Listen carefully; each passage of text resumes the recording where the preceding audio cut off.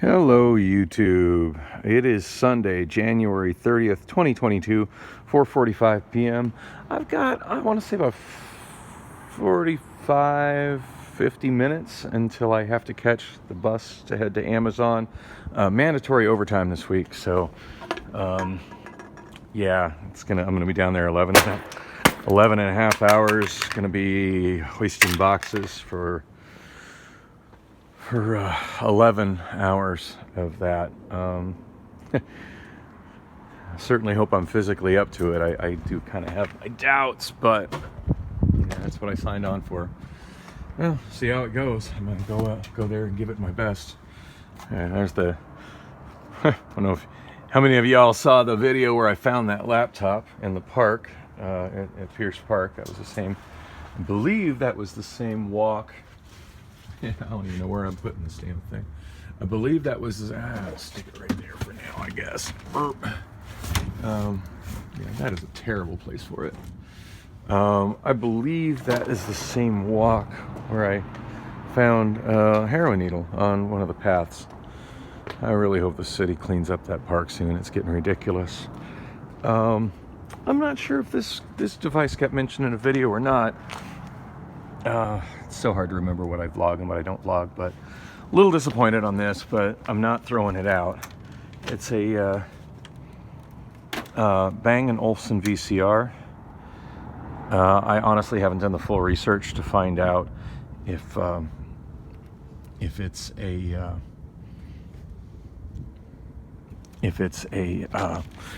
PAL or NTSC. There's a very good chance of it being PAL. It's SVHS, so I mean it's a pretty decent one. Never gonna get the full money I should get out of it because there should be a door, like the way that piece there is. That just straight black should continue all the way under this row of silver buttons. There should be a door there, and it's missing. But other than that, it seems to be in good physical shape. Like all the sliders and buttons and everything seem to be intact. Unfortunately, when I powered it up, it most of it lit up, but the power button did absolutely nothing. So there's some sort of a logic error going on. This is why I'm thinking it's likely to be PAL. It's got SCART. It's got SCART connections on it, and generally that tends to be a thing with European, pretty exclusively European VCRs, which tends to be PAL. However, it's got an American power plug on it, so I don't know. AC 120 volts, 60 hertz. That kind of screams America as well. 1999, Bang & Olufsen. Anyway, obviously it needs work, more work than I'm down to do myself right now. So into the storage it goes. So I'm really pushing my deadline here on trying to get moved out. The last day I can get moved out of my other unit, so as to not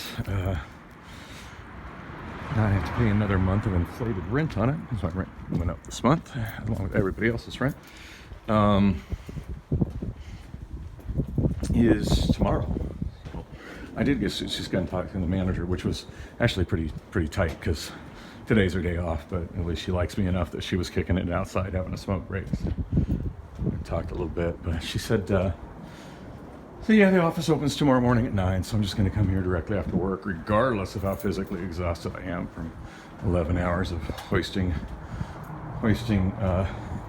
boxes at Amazon. And going to try and get this, whatever I don't get done this afternoon. So obviously it's not going to get done in the next 40, 45 minutes. Whatever I don't get done, and see if I get done tomorrow. I'm hoping, really hoping. As you see, I don't have a whole lot left to move, and the only thing of really significant value left in here is this monitor, and I'm trying to figure out exactly what I should be asking for it. Like, I kind of knew it was worth a little something, but I'm surprised how much in value. These type of monitors have gone up just in the last like 4 or 5 years. It's a Radius PressView 17SR. They're manufactured between 95, and as you see, it's new in the box. Oh, I thought I had the invoice, but the invoice has been pulled. Oh, you know, I got the invoice somewhere, but it's not still with the box. Damn. I was hoping I still had the invoice sitting with the box. So I got these from a house that was being flipped. My sister was doing some finishing there, and was told just to throw it in the dumpster. And thankfully, she called me up and said, and asked if I was interested in some computer equipment that was sitting in the garage. I'm like, yeah, any old crash computers? Hell yeah, I'm interested in it. And I didn't expect the stuff to show up like all new old stock, factory sealed. So yeah, I mean, the box is a little dinged up, but for the most part, this has been very well kept. And I googled it. The specs on this monitor are super impressive for its time.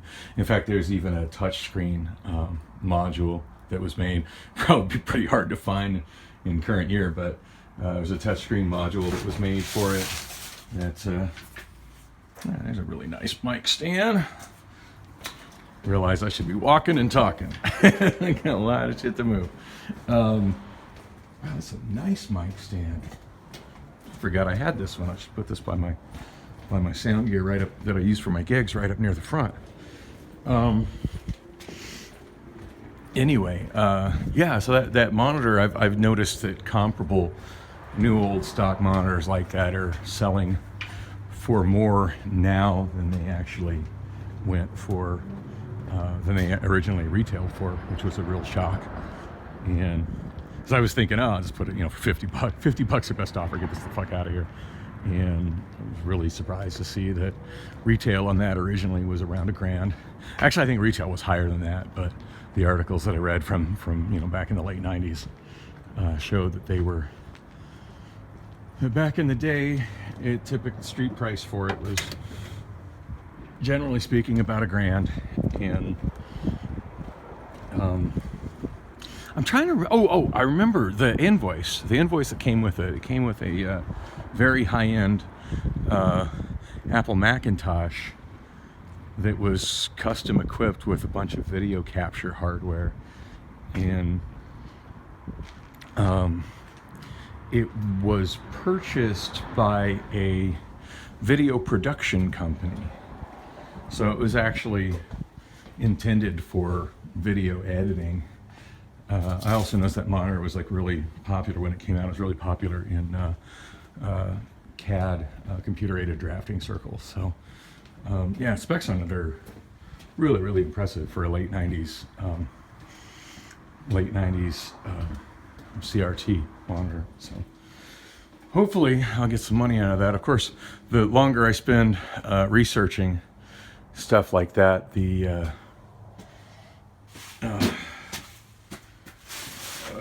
grab this thing next. It's a projection screen that needs some work. I mean, I could still stand it up, but it doesn't retract like it's supposed to. Oh.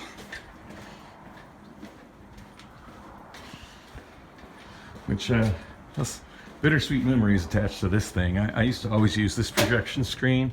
I mean, I've used it for a lot of gigs over the years. I've had it for quite some time.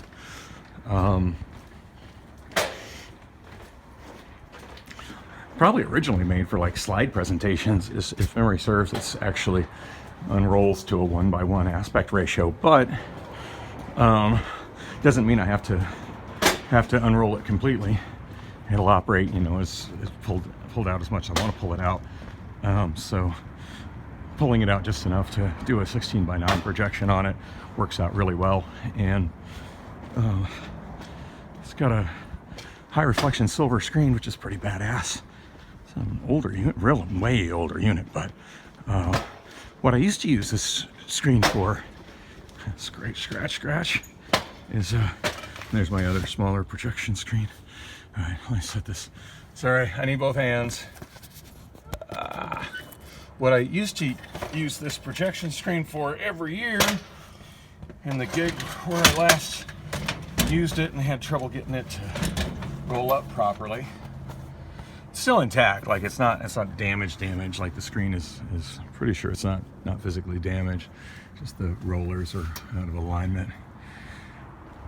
I'm crossing my fingers I can fix it. I tried to fix it that night and I was like, yeah, I'm gonna need to be a little more sober and need to have a few more tools. But the gig I used to use that particular screen for was the annual Super Bowl party at Castaways,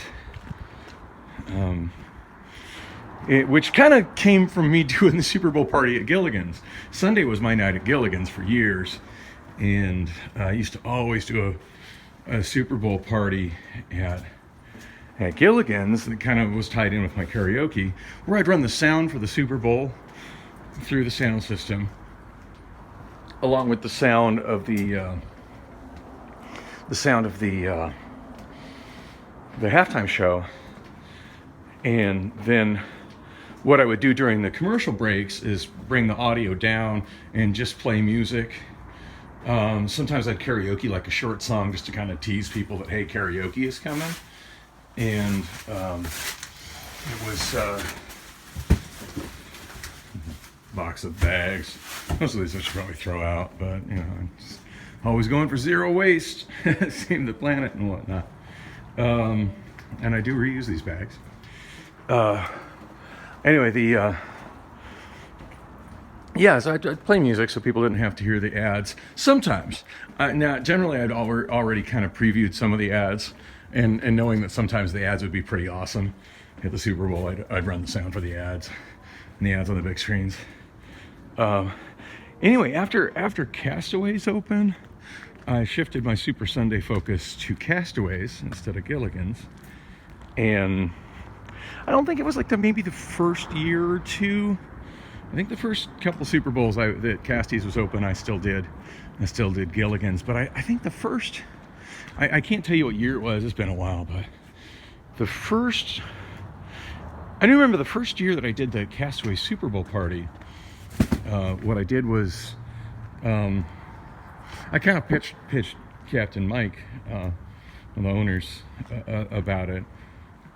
And when I explained it to him, he's like, yeah, that sounds great. And what I ended up doing was, and at that time I had a couple of hosts that worked for me. At this point I haven't had enough work for myself for karaoke, but there was a time, I have had hosts work for me over the years. So anyway, I had one of my hosts go ahead and do Gilligan's, since Gilligan's was pretty established and a little less effort involved. And then I set up and did Castaways.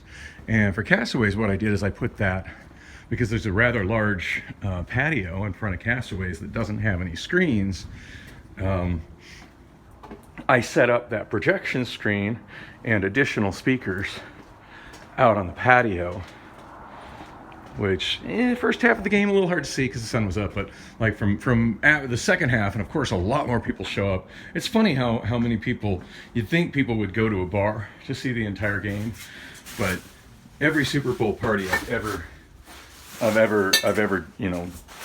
hosted and emceed like that, you'd be amazed how much more. I don't know if there's anything else that I really should be carrying yet until I move things around to accommodate it. Other than this piece of styrofoam. That's made a trip for a piece of styrofoam. Oh, go Dan. Anyway, other than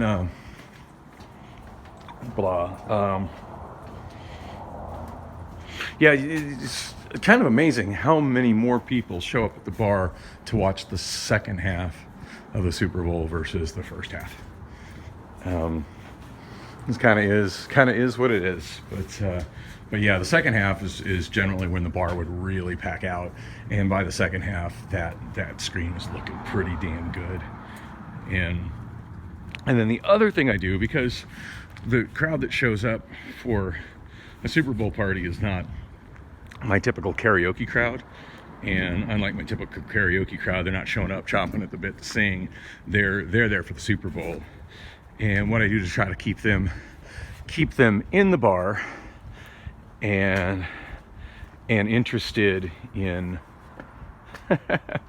This needs to go in the box. This is for my main TV at home, which is so thin. If I ever need to transport the thing again, it needs to be in its original box with its original protectors, which this is one of them, which is fitted to it. So yeah, I need to keep that there. That is recycling, just cans of bowls, and then it's my Amazon stuff because I'm heading to work in a wee bit. I should probably pull these things out of the way for now. Part of my scooter graveyard. It's so many damn old. All right, that's stood up real well. One thing I didn't think of when I rented this particular unit, I thought it was a nice location, but I didn't consider how sloped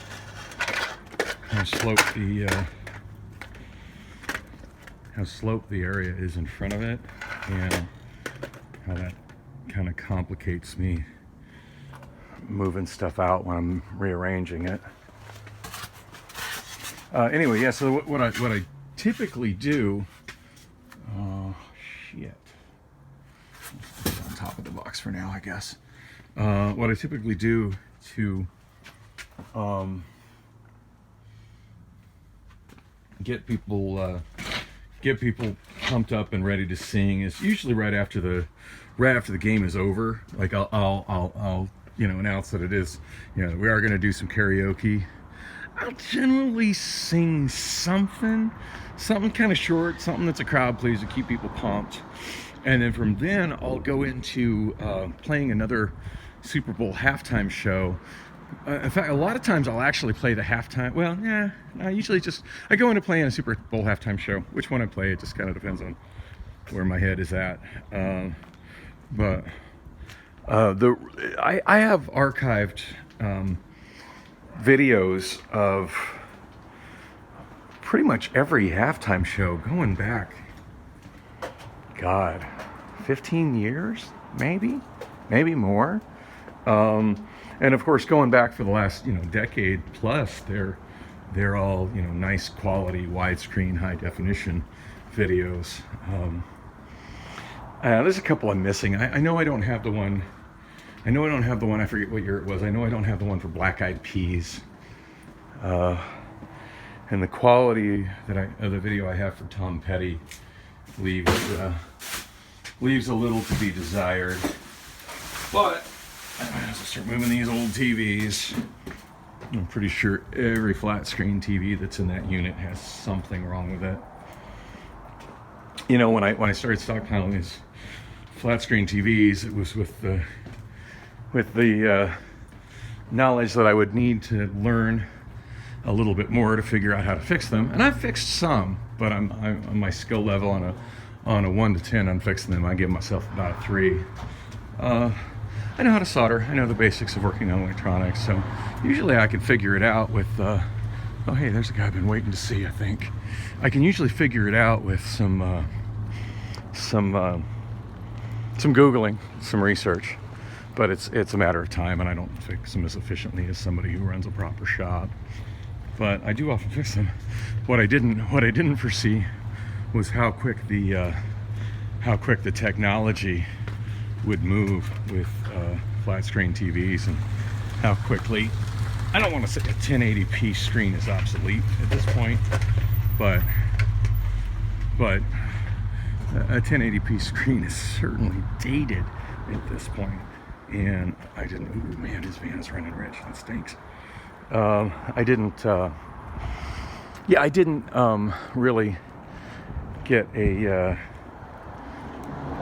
I never foresaw those just plummeting in value the way they have. It's really hard to justify repairing a TV, 1080p TV like the one that I just hauled out, which is not a bad TV in its day, but it's kind of hard to justify spending a lot of time repairing it when you can go down to Walmart and buy a lower tier but still with a great picture quality 4K TV, with like the Roku smart TV OS on it, which is pretty crappy compared to the different smart TV OSs, but whatever, you can get that for $400, $300 now. in the same size. It's kind of hard to justify spending a lot of time in repairing one. But I don't know, the tree hugger in me. A tree hugger in me just can't bring myself to throw that TV away when I believe I can still fix it. So, you know, is it cost effective to put a lot of time into it? No. How much should I be spending to continue to store it? Probably not much. But I still see something that can be, you know, rebuilt, reused, repurposed, and yeah, it just goes against everything I believe in to throw it away. Anyway, the guy just rolled up in the van. I've been talking to him about selling him some stereo components, some MIDI components. So I'm going to wrap this up because I need to talk to him, and I also need to be paying attention to what time it is and get as much work done as I can so I don't miss my bus to Amazon. Anyway, thanks for coming with me on this. And by the way, I didn't do anything yesterday. It was kind of a mixture of just sheer physical exhaustion from all the hours that I put in Amazon, followed by the following day at Bullock's, or the following 2 days at Bullock's. I didn't do much on Friday, and then just the whole emotional gut punch of having my bag stolen on Friday, which is covered in my last video. That hit hard, particularly those Sennheiser headphones. I don't remember the exact model they were. You think as long as I had them and as much as I adored them, I would know that off the top of my head, but I don't, because I really want to replace it with the exact same model, but I don't remember what they were. Such is life. And the shitty thing is, I don't have the money to buy new headphones right now, but I really need them. Until I come up with another decent pair of headphones, I can't even really be working on my music library. Not at Bullock's. So.